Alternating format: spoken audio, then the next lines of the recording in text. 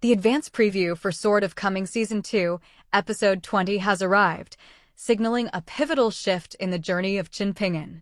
After enduring a series of grueling hardships, the young protagonist has finally succeeded in subduing the sword embryo known as Xiao Fengdu.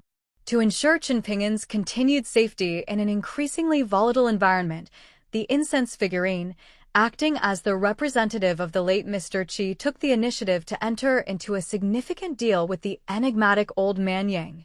Old Man Yang's primary objective in this arrangement was to urge the master smith Wan Qiang to forge a sword for Ningyao as soon as possible. His reasoning was clear. Once the blade was complete, Chen Ping'an could be tasked with leaving the town to deliver it, thereby ensuring his own survival by removing him from the dangers lurking within the Lizhu Grotto heaven. Meanwhile, the resurrected Kai Jingjian was entrusted by Mr. Qi with a specific mission, to deliver a mysterious scroll to Ningyao. One cannot help but wonder what secrets are recorded within that particular scroll. As Chen Ping'an made his return to the town accompanied by his two book boys, he found himself under the protection of Li Shixing. With Li's assistance, the immediate threat posed by Chao Jun was resolved, leading to a state where Chao Jun no longer dared to attempt the seizure of Chen Ping'an's precious sword embryo. However, while Chen Ping'an successfully survived this specific tribulation, the events served as an indirect testament to the fact that the town had become a place of profound peril. Recognizing this danger, the incense figurine residing within the locust wood sword acted to protect Chen Ping'an by seeking out Old Man Yang. The figurine itself was an object Old Man Yang had long desired, but had never been able to obtain. Representing the will of Mr. Qi, the incense figurine offered to stay behind as an exchange, imploring Old Man Yang to take direct action to safeguard the boy. It is a testament to Mr. Qi's character that, even in death, he continues to shield his junior brother from harm. Old Man Yang naturally agreed to the figurine and Oppo's request and immediately went to find Wan Qiang at his blacksmith shop. Old Man Yang hoped that Wan Qiang would immediately open the furnace to forge the sword for Ningyao. He was well aware that Chen Ping'an harbored a deep, personal hope to see Ningyao one more time. By arranging for Chen Ping'an to deliver the weapon, Old Man Yang intended for him to escape the dangerous town and ensure his survival. In return for Wan Qiang's cooperation, Old Man Yang offered to help conceal the heavenly secrets surrounding Wan Qiang's daughter, Wan Xiao. For the sake of his daughter's future, Wan Qiang agreed to the deal and promptly began the forging process for Ningyao's sword. On the other side of these events, Chen Ping'an, having sensed the departure of the incense figurine, led the two book boys back to the bamboo building on Luapa Mountain. He understood the nature of the sword embryo. Xiao Fengdu had originally intended to leave with Chao Jun. Chen Ping'an's philosophy was simple.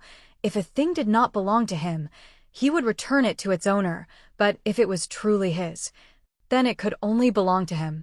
Consequently, he sought to have Xiao Fengdu recognize him as its master.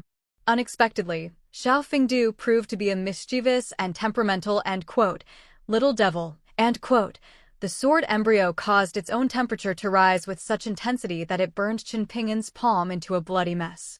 It went further, burrowing into the acupoints near his heart and churning his abdomen into a chaotic, agonizing mess. Throughout this entire ordeal, Chen Ping'an did not cry out in pain once. He endured the torment of Xiao Fengdu until he eventually fainted away. Watching her master suffer, Chen Wanxi was so heartbroken that she nearly reached a breaking point. Fortunately, the mountain god Weibo stepped in to assist, which finally eased her worries. After Chen Ping'an had slept for a day and a night, Weibo made a startling discovery. The ordeal Chen Ping'an suffered at the hands of Xiao Fengdu had actually allowed his martial arts realm to advance, bringing him to the threshold of the third realm. His suffering had not been in vain. However, the sword embryo was not finished. To continue its torment, Xiao Fengdu would act up inside Chen Ping'an's belly at regular intervals. Having been forged by hardship since childhood, Chen Ping'an endured every bout of pain. This standoff between the boy and the blade continued until New Year's Eve. On the morning of Lunar New Year's Day, an unexpected change occurred. Chen Ping'an suddenly coughed and spat out a snow-white flying sword, roughly an inch in length. This snow-white blade was the transformed state of the sword embryo Xiaofengdu. It was revealed that the reason it had tormented Chen Ping'an so relentlessly was to test his character and his will. Having passed the test with flying colors, Xiaofengdu burrowed into Chen Ping'an's forehead, officially completing the master recognition process.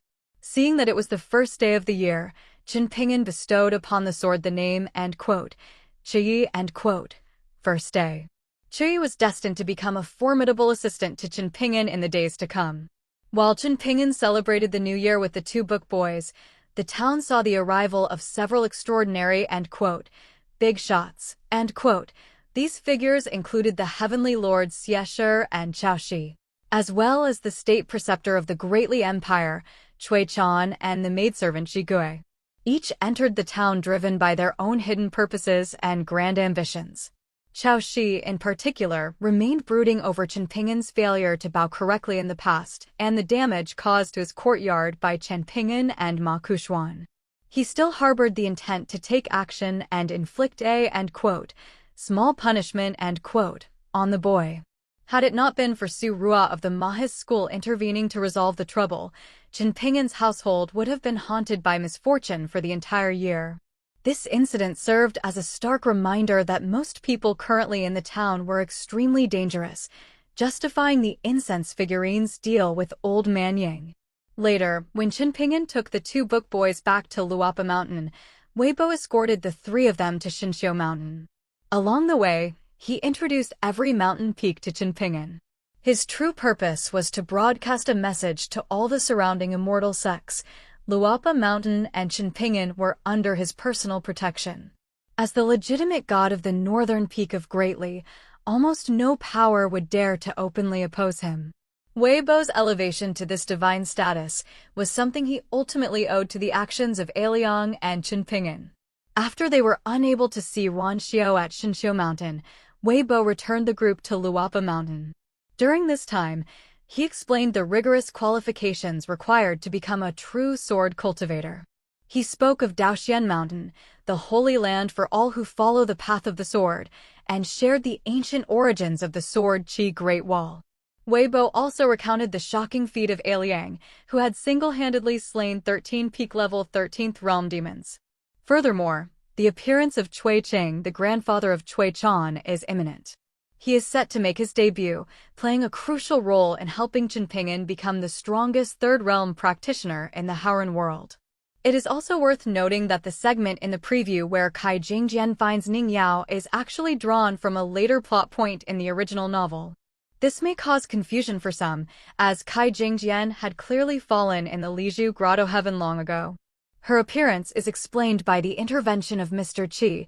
To prevent Chen Ping'an from being tainted by the heavy karma of Yunxia Mountain, Mr. Qi took the initiative to resurrect the deceased Kai Jingjian. He provided her with a time carousel scroll to deliver to Ning Yao. The content of this scroll consisted of all of Chen Ping'an's experiences after he left the town. Mr. Qi's hope was that after Ning Yao witnessed these events, she would not let his junior brother suffer too much over matters of the heart.